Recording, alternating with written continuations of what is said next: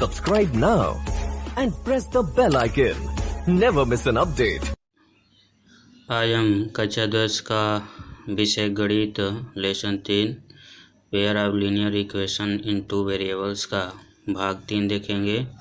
इसके पहले आपको 2 भाग वीडियो बनाया गया था, उसमें कुछ प्रश्नों को सॉल्व करके आपको बताया गया। इस भाग में भी आपको कुछ प्रश्नों को सॉल्व किया जाएगा। अब इसमें हम देखते हैं किस प्रकार के प्रश्नों को हम सॉल्व करते हैं। जैसे यहाँ पे एक प्रश्न लिखा गया है, के किस मान के लिए निम्नलिखित समीकरण युग्म के अपरिमित रूप से अनेक हल होंगे। और इसके जो समीकरण यहाँ पे लिखे गए हैं, के x plus 3y minus bracket में के माइनस 3 इक्वल टू 0 और 12x के वाई माइनस के बराबर 0, यह समीकरण है। और के का हमको मान ज्ञात करना है और किस मान के लिए यह जो समीकरण आपको मिलेगा वह अपरिमित रूप से अनेक हल होंगे। तो यहाँ से इसका हल करेंगे तो अपरिमित रूप से कंडीशन जो आपको बताया गया था इसके पहले वीडियो में, अपरिमित रूप से इसके जो होता है a1/a2 होता है बराबर b1/b2 होता है बराबर c1/c2 होता है।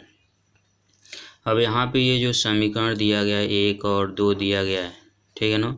तो यहाँ से समीकरण 1 और 2 से यहाँ से आप ज्ञात कर सकते हैं a1 का मान k, a2 का मान 12, b1 का मान 3, b2 का मान k, c1 का मान माइनस k माइनस 3 और c2 का मान हो जाएगा माइनस k। अब ये जो दिया गया ऊपर जो आपका a1/a2 बराबर b1/b2 बराबर c1/c2 है, इसमें a1 a2 b1 b2 c1 c2 का मान रखेंगे। अब यहाँ से आपका हो जाएगा k/12 3/k और k minus 3/k, minus minus है तो ये कैंसिल हो जाएगा। अब यहाँ से हम क्या करेंगे, इसका हम कंपेयर करेंगे और इसको सॉल्व करेंगे, ठीक है। तो चलिए इसको हम सॉल्व करते हैं। तो पहले हम इसको एक साथ ले लेते हैं।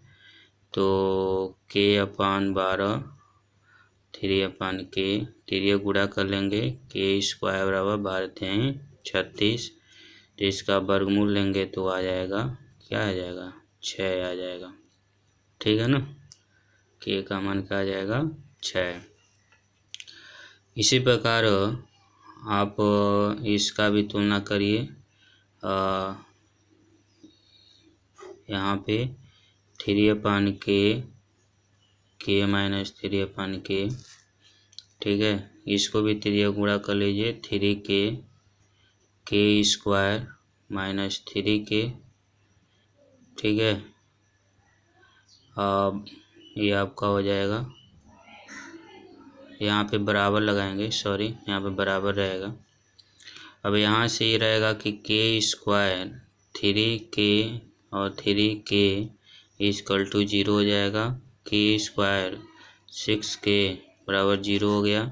k यहाँ से कॉमन करेंगे तो k माइनस 6 बराबर 0, ठीक है ना। इतना आता है। तो अब इसको हम आगे देखते हैं।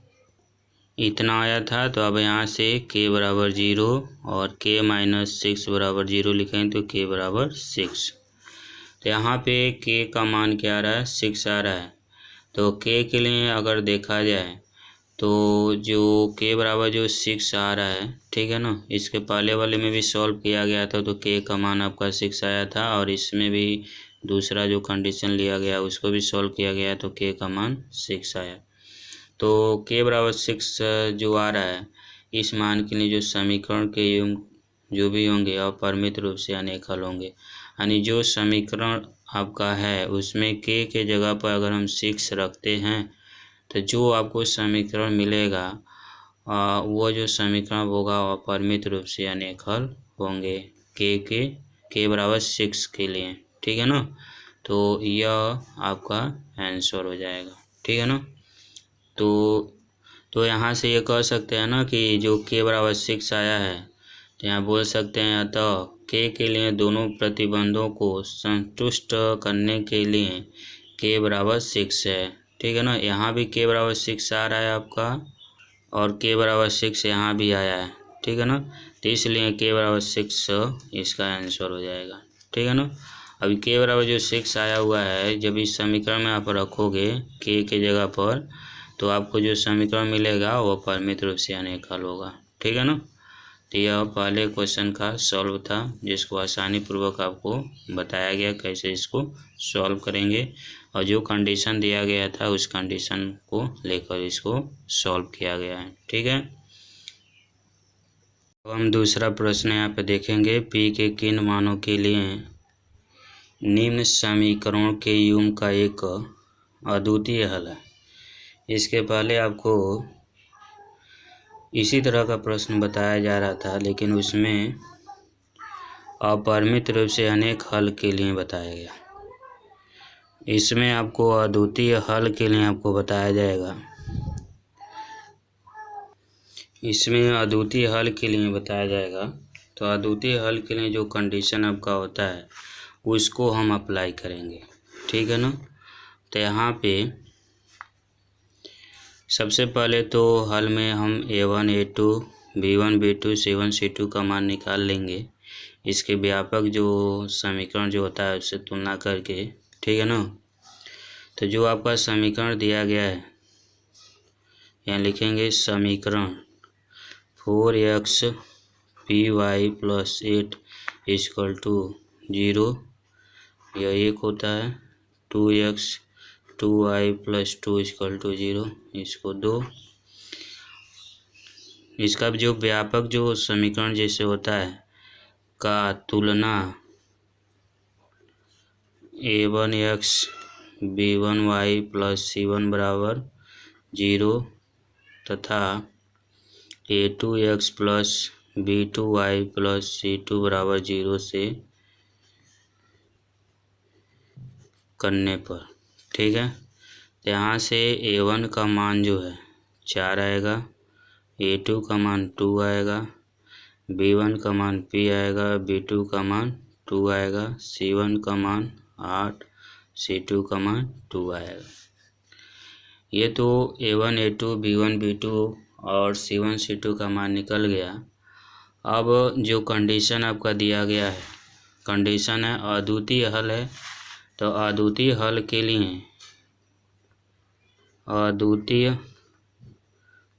के लिए जो कंडीशन आपका होता है a1 अपन a2 बराबर नहीं है b1 अपन b2। ठीक है। तो यहाँ से अर्थात आपका हो जाएगा a1 का मान क्या है 4, a2 का मान क्या है 2, b1 का मान क्या है p और b2 का मान क्या है आपका 2 है। तो ये तो आपका बराबर है नहीं। ठीक है। तो यहाँ से आपका हो जाएगा, ये इसको आप काटेंगे तो 2 बार में कट जाएगा यानी 1। ठीक है ना। अब इसके आगे हम सॉल्व करते हैं। तो ये आपका p बराबर नहीं है 4, ये आ जाएगा आपका 2 दूना 4। अतः यहाँ से लिखेंगे क्या, p के अतिरिक्त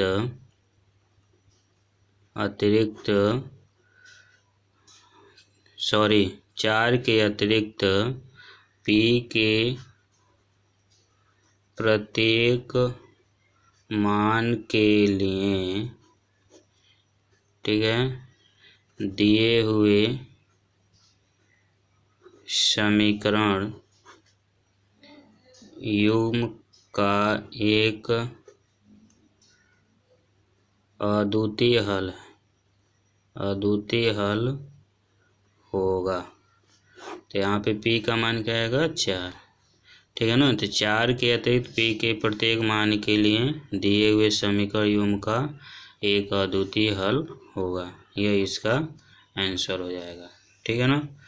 तो इस तरीके से 2 टाइप्स के आपको प्रश्न बताए गए कि दो समीकरण दिए गए हैं, तो उन दो समीकरण में जो कंडीशन आपका दिया गया है कि अपरिमित रूप से अनेक हल हैं या अद्वितीय हल हैं, तो उन कंडीशन को लिखकर हम सॉल्व करेंगे और वहाँ से जो भी आपका मान पूछेगा वहाँ से उसका मान हम निकाल सकते हैं। ठीक है। पे दो चर वाले रैखिक समीकरण के दो समीकरण लिखे गए हैं, समीकरण नंबर 1 और 2। चलिए तो इस प्रॉब्लम को सॉल्व करते हैं और देखते हैं इसमें क्या पूछा जा रहा है। यह जो समीकरण आपका दिया गया है इसमें ये पूछा जा रहा है कि a1/a2 b1/b2 और c1/c2 का आपको तुलना करना है और तुलना करके ये बताना है कि यह जो समीकरण है, ठीक है, जो समीकरण युग्म जो दिया गया है, ठीक है, वह किस प्रकार का है, समांतर होगा कि संपाती होगा कि प्रतिच्छेद करेगी। ठीक है, एक बिंदु पर प्रतिच्छेद करेगी। 3 कंडीशन आपका बताया गया है। तो 3 कंडीशन कब होगा, जैसे a1/a2 बराबर नहीं होगा b1/b2। जब इस कंडीशन को सेटिस्फाई करेगा तो वह एक बिंदु पर प्रतिच्छेद करेगी। ये जो आपके समीकरण दिए गए हैं, अगर a1/a2 बराबर b1/b2 बराबर c1/c2 अगर हो रहा है, तो अगर इस कंडीशन को ये सेटिस्फाई करता है तो संपाती होगा। ये जो समीकरण होगा इसका अगर हम ग्राफ प्लाट करते हैं तो अगर a1/a2 बराबर b1/b2 बराबर नहीं है c1/c2, अगर इस कंडीशन को सेटिस्फाई करता है तो समांतर होगा। तो ये 3 कंडीशन है, इन तीनों कंडीशन को हम कंपेयर करेंगे, इनका तुलना करेंगे। जिसको ये सेटिस्फाई करेगा तो ये जो आपका जो समीकरण युग्म दिया गया है, ठीक है ना, अब जिसको सेटिस्फाई करेगा उसी कंडीशन को हम यहाँ पे लिखेंगे। ठीक है ना। तो चलिए इसको हल करते हैं। पहले हम a1 और a2, b1, b2, c1, c2 का मान निकाल लिया, -9 है। अब इसके बाद से एक कंडीशन को हम सेटिस्फाई कराते हैं। a1/a2 बराबर नहीं है b1/b2, तो a1 का मान 5/7, b1 का -4/6। तो देखिए ये तो आपस में क्या है, बराबर नहीं है। ठीक है, तो इसको यहाँ पे लिख सकते हैं। ये पहला हो गया आपका। ठीक है, दूसरा जो होगा आपका a1/a2 बराबर b1/b2 बराबर c1/c2। तो इसको भी देखते हैं। 5/7 -4/6 8/-9। इस कंडीशन को फॉलो नहीं कर रहा है, ये कोई भी बराबर नहीं है। और तीसरा देखते हैं a1/a2 b1/b2 बराबर नहीं है c1/c2। तो 5/7 -4/6 8/-9। तो ये भी तीनों आपस में बराबर नहीं हो रहा है। इस कंडीशन को तो फॉलो कर रहा है लेकिन ये आपस में बराबर नहीं हो रहा है। तो इसमें आप देख सकते हैं कि ये दो कंडीशन को सेटिस्फाई नहीं कर रहा है, लेकिन ये जो फर्स्ट जो आपका कंडीशन है इसको ये सेटिस्फाई कर रहा है। ठीक है ना, इसलिए यहाँ पे ये कह सकते हैं कि ये जो समीकरण जो दिया गया है, ठीक है ना, 5x - 4y + 8 बराबर 0, 7x + 6y - 9 = 0, यह जो समीकरण जो दिए गए हैं अगर इसका हम ग्राफ प्लाट करेंगे तो वह एक दूसरे को एक बिंदु पर प्रतिच्छेद करेंगे। ठीक है ना, ये पहले कंडीशन को सेटिस्फाई कर रहे हैं। तो इसलिए कह सकते हैं दिए गए समीकरण